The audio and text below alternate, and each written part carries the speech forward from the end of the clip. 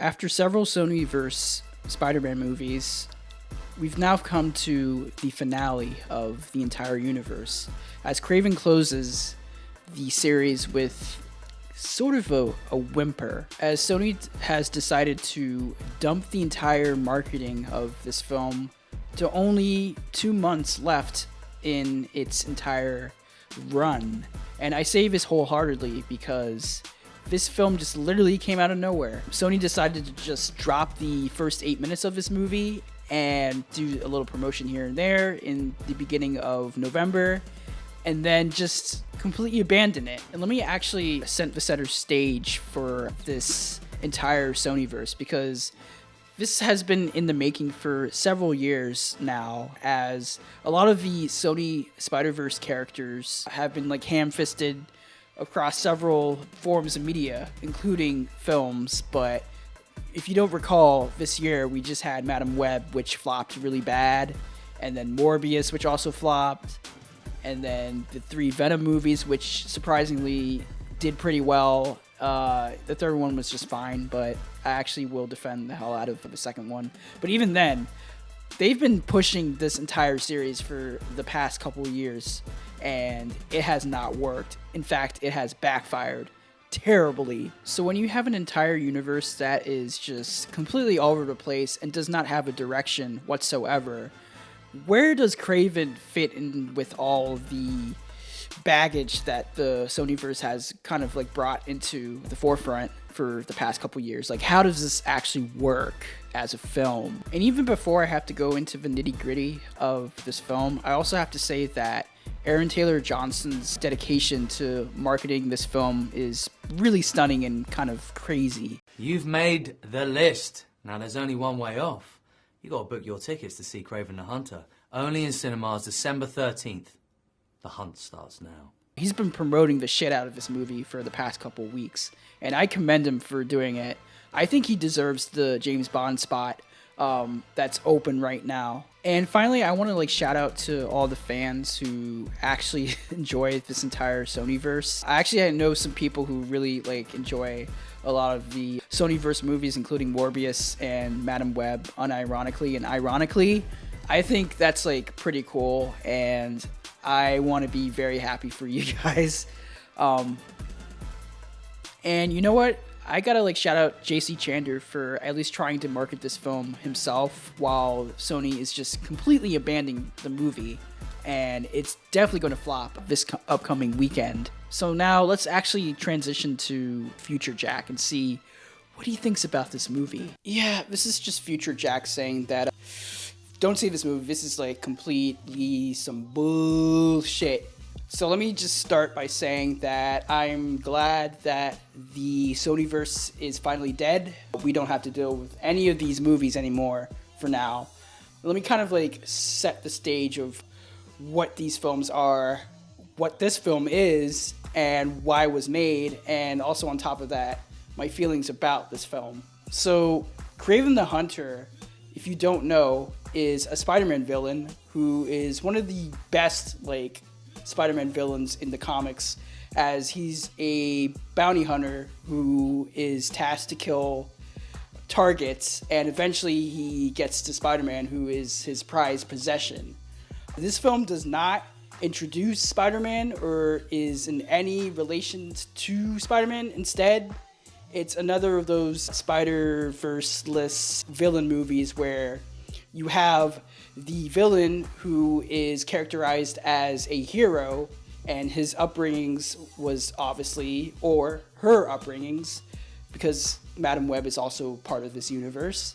Their upbringings are kind of torturous, but near the end of the film, each film, they become bad.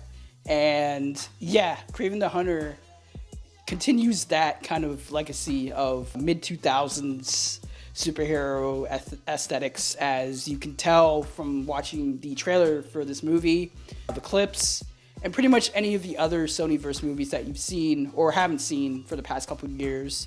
It follows a formula, and it follows a type of formula that is mixed in a lab, and the lab is Sony, and they know how to make these bullshit movies, and put them out to the masses for everybody to like nobble and like. But I'm smarter than most of the general audiences who are going to see this movie or who have seen any other Spider-Man-less movies. So I know what I'm going to expect when I watch these types of movies. And what I got here is basically a combination of Madam Web, Morbverse, a little bit of the Venom movies, but completely just like dumbed down and to a point where it's just completely boring. Like, I expected this movie to be more like Madam Web in a sense where it was very campy.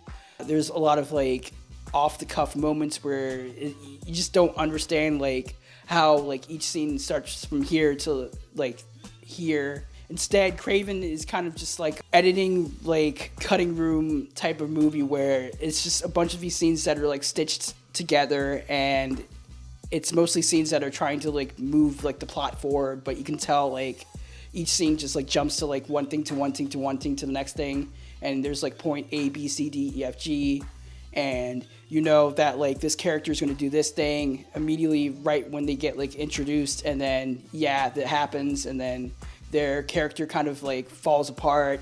Like, you can understand and know like each like type of formula that like is brewing throughout this movie. And like this was just boring to the core, and I expected it to be more kind of like a Madam Web in the sense of campiness. But you know what? I gotta like give it up to JC Chandler, for at least trying to make this movie feel palatable, just for general audiences to make sure they can like pay attention to the craft. But it does not work. You can tell that this film was like completely chopped up in the editing room. You can tell that there's like scenes where they were like reshot, and there's also moments where Kraven the Hunter is just jumping from like one place to another, and he just teleports to the next scene in a different like setting, and it's just like, how did we get from like point A to point B? But like this was just a boring mess. Now, I will say this positively. I think the actors in this movie, they're really trying to like make this film feel whole. Aaron Taylor Johnson, I respect him. I'm glad he's at least trying to be like an action star. I know he's supposed to be like the next James Bond, allegedly. He's still kind of going like, I don't know, I'm not saying or denying anything about it.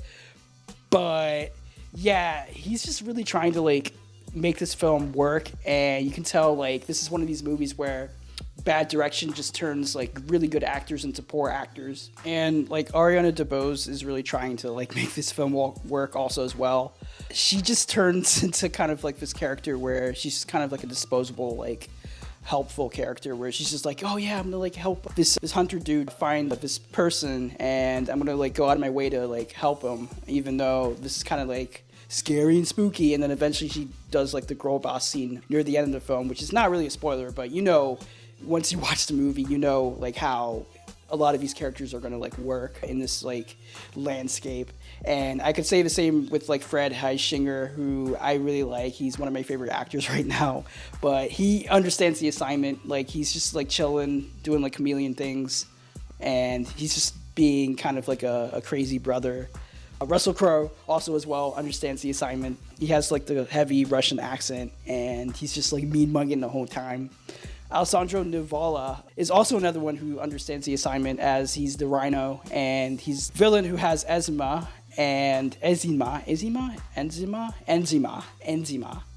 That's the disease, the scaly disease.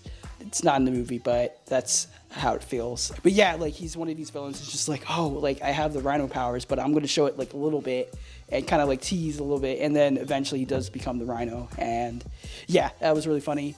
And also like Christopher Abbott just appears as like this like middleman villain, and he just shows up out of nowhere. And he's just like, I'm gonna like take over the movie. But like again, this is just one of these movies where you're just watching it, you're just like, I know this is gonna happen, this is gonna happen, this is gonna happen, and you just leave with like nothing. Also really funny to see Ariana DeBose play an African, because her younger self is an African, and then eventually she turns into like a Latina. Crazy casting, I don't get it. But this was just a 1-star movie. I have nothing else to say. I'm glad that like the Marvel Universe, or the Sony Marvel Universe, whatever it's called, is done. It's over. We don't need to do the Sinister Six. Yeah, this was some bullshit. So yeah, don't waste your time. Go see Queer and watch better movies. That's all I gotta say. Peace out.